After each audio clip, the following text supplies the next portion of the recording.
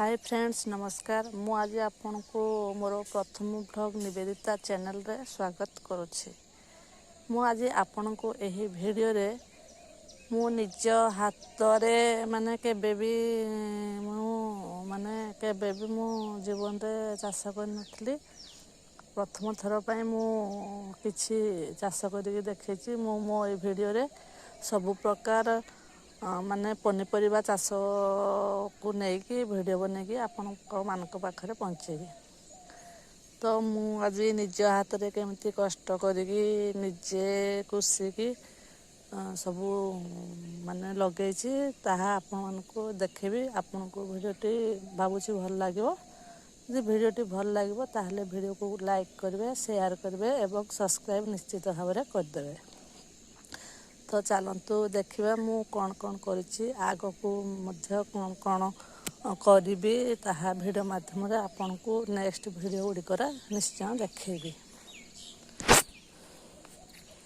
एटा देखि पाथबे एटा को मु कुसिछि। एटे धनिया चारा मु पकेछि।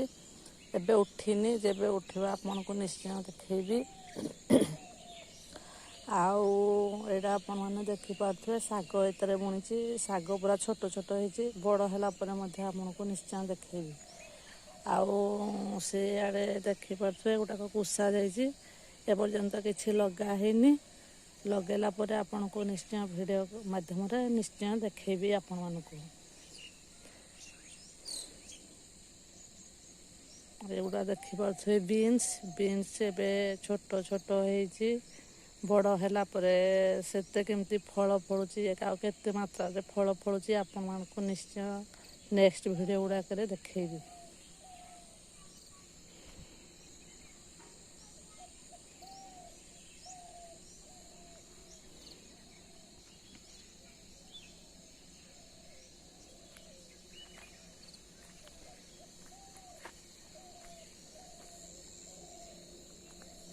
एटा देखि पाथबे गोटे मो अमृतभंडा गछ लगेछि। एते केते बड़ बड़ फल फळिछि। बेसी नहीं 8-10टा खंडे फल बड़ बड़ भाव रे फळिछि।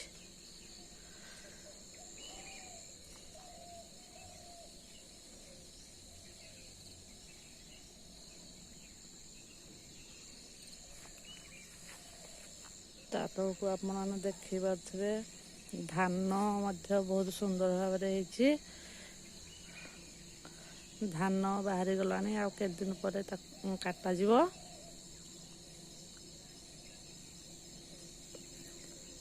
परवर्ती वीडियो रे मु आपन को अलग प्रकार बहुत प्रकार पनीपरिबा चाष उपने वीडियो बने कि निश्चय देखैबी।